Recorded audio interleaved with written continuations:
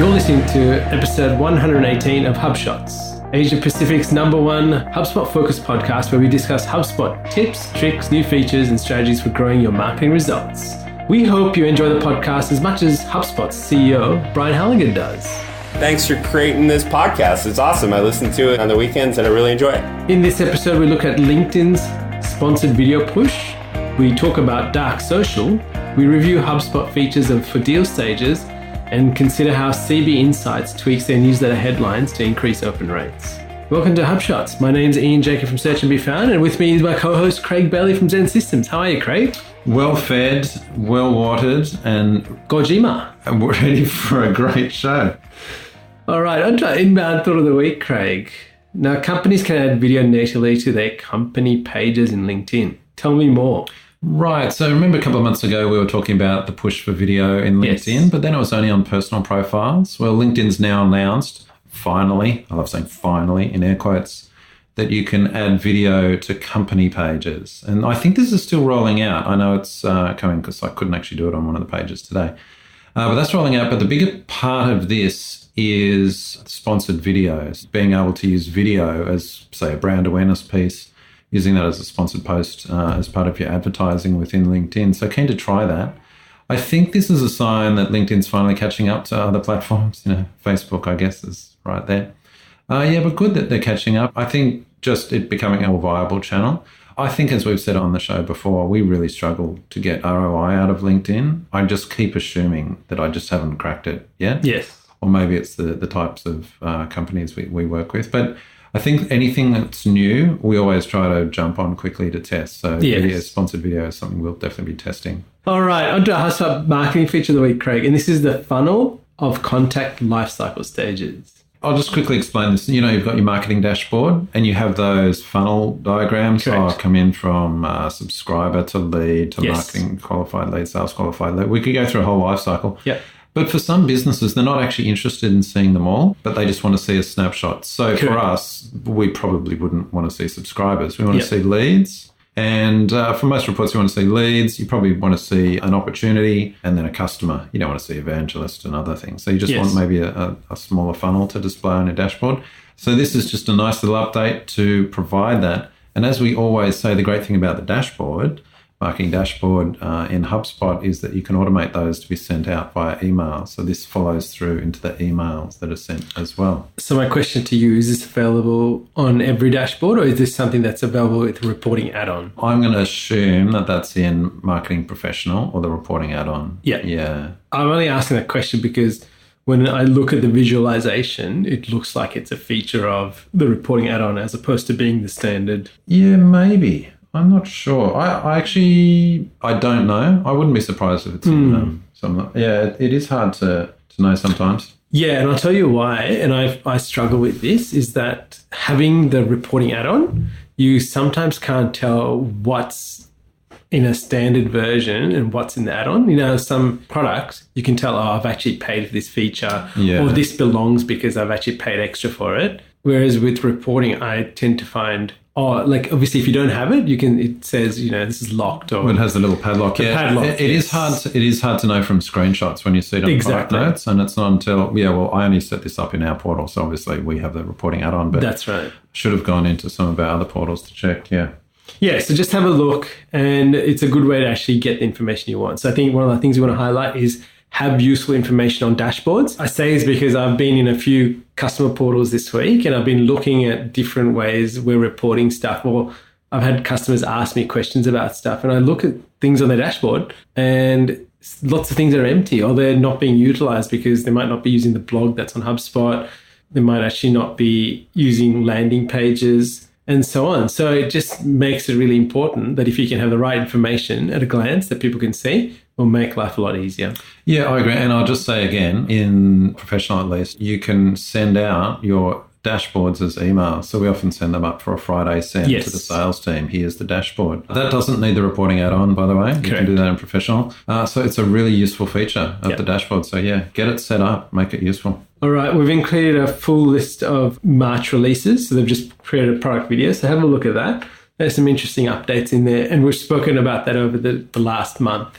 regardless, but there's still some good things. So watch the video if you want. They say quicker than a cup of coffee. So, all right, I'm going to talk about the HubSpot Gotcha of the Week, which is shot number 3. And this is the PandaDoc integration with HubSpot. We were actually helping a customer set this up so they could actually easily, once they create the deal, they add the products. So they've got Sales Pro. So we've actually set up all of their items as products. And then I proceeded to go, well, okay, can you set up PandaDoc so it gets the right data? Only to find out it takes the basic deal details and the contact record, but doesn't take any product data across. Right. Okay. I think in PandaDoc, correct me if I'm wrong, you can set up your own libraries for products. Yes, you can. So you can do that. Doesn't sync. What we were trying to do was sync the two, so we could just manage everything in HubSpot and everything would get transported with quantities, etc. Right. Especially after the last product update that was done, where you can actually tie frequency, the product, a lifespan, a discount, and so on. I'll bet you that comes, because I know they are integrating more closely with PandaDoc. I bet they are. So my customer was a bit annoyed and spoke to about 7 people at PandaDoc, and apparently there was no feature request in engineering for that. Oh. And so they've actually created one now because of that. Wow. So it was an interesting journey to get to where we were, because I went down the path of actually going, well, let's use all of this functionality that we have in HubSpot to push it into PandaDoc. That says to me that not many people are using the products feature in HubSpot. Correct. Yes. I'd love to know, I wish, Dharmesh, if you're listening, I'd love this transparency, how they make feature decisions. They sunset the keyword tool. They said not many people use it. And then these things are there's not much utilization. I wish they'd make that transparent. I'd love to know what people use in the product and what they don't. I guess that's pretty competitive information, so I understand why they don't share it out. But I'd love to know that, because that'd help us with the show. Correct. What to highlight and what to mention. But I think what's interesting here is, when I think back, is that products is getting developed. I guess when the integration took place, there was pretty basic information. Like even deals is fairly new, technically. That's true. Right? So I guess progressively over time, it was really contact information that was going into PandaDoc. Now deals are going in a really basic shape. I guess the next stage should be product, but I don't think anyone actually thought about what happens with products going into other systems that may be generating. And it might not be surfaced as an endpoint on their API or something at the moment. So maybe it's not even available to integration partners. I don't know. I'm just making that up. But the other thing to say is you can bet that HubSpot's working on their own kind of PandaDoc tool internally anyway. So, I bet they're integrating it with their own side. Which is interesting, considering that HubSpot made an investment in PandaDoc of $15 million not so long ago. So. That's true. But anyway, there's the gotcha of the week. When you're integrating things, just check what data is flowing around to save yourself a lot of headache at the other end. And don't tell everybody that things just magically happen.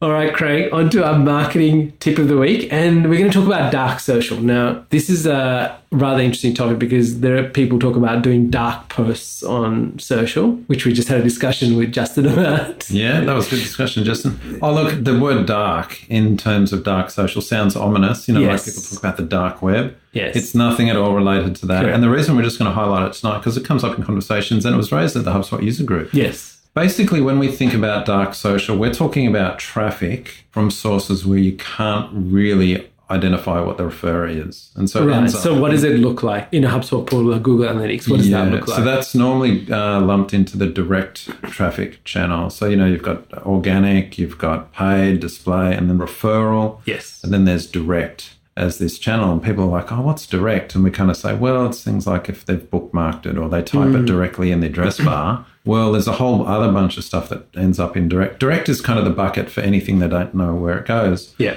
So some of the big creators or referrers in a way of this dark social or this direct traffic, which is dark social, are some of the social tools. So this is kind of where the term originated. So messaging apps like Facebook Messenger, if you say you get a link and you just paste it into Facebook Messenger, I send it to you, you open it up in your browser. There's no tracking information. They don't know where they came from. Yeah, right. It could even be an email that I send. There's no tracking link that turns up in direct. That's kind of dark social in a way. Some of the other chat tools, of course, WhatsApp is another good one. The other thing that I was going to mention is also, how you're in Facebook and there's a link and you open it and opens it in the browser within the Facebook app. Yeah. Like in that browser. There's no referrer information there. Often that's withheld. It opens your website in the browser within that. The analytics can't tell whether it is, so that gets lumped into direct traffic as well. So all those things are kind of collectively dark social. There's a few other edge cases as well where you have things like HTTP switching over to HTTPS switching to HTTP and stuff like that. But most of it comes from messaging tools. All right. So how does one accurately report on such things? If we know, for example, we're doing a messenger campaign, right? So there's a few things you can do. Yeah. So if you're in control of pushing that link through Messenger, which is what you're referring to, I realize now. Yeah, you tag it. So you put the tracking UTM parameters on it. Yes. You use HubSpot's nice little URL builder. It applies the tags, things like that. So if you're controlling that link going out, those are things that you can do, because once they're tracked and tagged, then that does appear correctly in analytics. Yeah. So they're things we can do. If you make a Bitly address of it and share the Bitly link, that'll have some of that tracking stuff in it as well. So then it gets allocated to the right channels. So in saying that, Google's URL shortener is being decommissioned. Yes. Which was strange, wasn't it? It's I do find that strange, yes. But they did say that they will, like any of the old Google links, it'll still work. They'll still work. Exactly. So they're not retiring those, they're just retiring the... So just be aware of that when you're doing stuff. Yeah, look, I'll make one final comment about dark social, because we might say, well, why is it important? Yes. Well, it's actually important because that kind of traffic has often been recommended by others. If I'm in Messenger and I send a link to you, or on WhatsApp, I send you a link, it's actually got kind of more weight because it's peer reviewed. I've sent it to you, much more than if you just happened to chance upon it, or, you got interrupted by a post in your news feed that distracted you in an inboundy way, and then you clicked on it. That might be lower quality, but something shared between friends often has higher trust assigned to it. So it is actually important traffic. All right, excellent. And I guess we can continue that conversation on other episodes as we go along. Now on to our HubSpot sales feature of the week. This is about the automated tasks on deal stages. Now, this gives you the ability to create tasks on deals automatically when deals change stages. Why I'm going to highlight this is you can use this to standardize your sales process and make sure you don't actually miss anything. So we've put some screenshots there of one of our portals, and we've actually created deal stages specific to this customer. And what we've actually done is quite funny, because in my discussion with them this week, when things move along, we'd like to make sure the right tasks are done and, things get kicked off. And we want to use a workflow, which is cool, which you can do. And then I discovered this feature and I thought, I can run some automation within the deal stage and create tasks. So you can create things like a call, a task, send an email. You can use deal properties within that to actually do that. We tested it by creating some stuff, and I'll put some screenshots in there. But it's a great way to standardize the process. And as your sales team grows, it actually keeps people accountable for doing the right thing and not saying, I forgot to follow that person up, or I should have logged this in another system, because a lot of businesses we deal with, they might actually do the whole sales and marketing piece up to the part where someone pays a deposit for a house, for example, and then it goes into their production system where they then take that to do the building of houses. So that's the reason why. That's really nice. Can I just ask, because I haven't checked this out myself yet, but can I ask you, so when you get a task assigned to you, is there any way you can get notified via email of Yes, you can. Okay, cool. Because one of the things I've really wanted for ages, and there's actually a HubSpot community request about this, is workflows that can email notifications about deals being, let's say, approved. Yes. This sounds like a roundabout way I could achieve that, because I could just set a task when it moves, say to approved, and then that could send them an email reminder, so we can possibly get an internal notification out. Yes. Bit of a workaround, but nice. Absolutely. And I guess we'll test this over the coming weeks, but it looks like it's going to solve a few problems for sales teams and keeping processes in place. All right, Craig, on to our opinion of the week. And this is from Daring Fireball. Yes, so this is just in wake of the whole Facebook fiasco going on at the moment. And Daring Fireball, it's by John Gruber. He's a bit of an Apple fanboy. I love his blog called Daring Fireball. That's his blog for people not familiar with it, where he's just talking about this whole users versus customers, and how Mark Zuckerberg was saying, no, we really value our users. They're really important to us. And he was responding... And we don't charge them anything. Yeah, he was responding to this thing, well, if they're not charged anything, they're the product. And he's saying, no, we really look after our customers. They're really important. And the comment here is, they look after their customers. That's because the advertisers are the customers and they charged a fortune. That's right. So, the users are not. So it's a good comment from John here, basically saying that they always favour their customers over users. And that's, of course, why they're in the pickle that they are at the moment. Money pays the bills, Craig. Sure does. All right, on to our slightly changed item. I'm going to call it the checklist of the week, Craig. Oh, nice one. Now, I'm going to highlight this because I read this is one of Seth Godin's blog posts, and he says, whose meeting is this? And it's a simple checklist, right? He didn't quite format it this way. I kind of reformatted it, but it says, can your next meeting, not conversation, not presentation, but meeting pass this test, right? There are 7 things here. It says, so number 1, there's one person responsible. Number 2, the time allocated matches what's needed, not what the calendar app says. Number 3, everyone's invited. Invited is someone who needs to be there and no key party is missing. Number 4, there's a default step forward if someone doesn't come. Number 5, there's no better way to move this forward than to have this meeting. Number 6, the desired outcome is clearly stated. The organizer has described what would have had to happen for the meeting to be cancelled or to stop midway. This is what I have to happen. And if there's a yes, we're done. So that was an example, right? And the very last one, all relevant information, including analysis, is available to all in plenty of time to be reviewed in advance. If you score 7, so if you get all 7 of these done, then count me in. Oh, look, if all 7's there, count me in for any meeting that's all 7, because not ever in the history of all mankind has there been one that would count. I know, that's 7. Exactly right. Oh, yeah, nice. But what I wanted to highlight, I just thought, as time gets squeezed with what we do, with the number of people we speak to, I think it's a good little guide to actually be really clear about what we want to achieve when we meet with people. I think Basecamp, the guys from Basecamp, I think they did a thing on should we have a meeting? And it was a bit of a flow chart, and it said, should we have a meeting? And there was just one answer, no. Oh, look, I'm oversimplifying. But it was kind of like that meeting. Yeah, exactly. So, I wanted to highlight that because I thought it was a good read, and I had to have a think about it.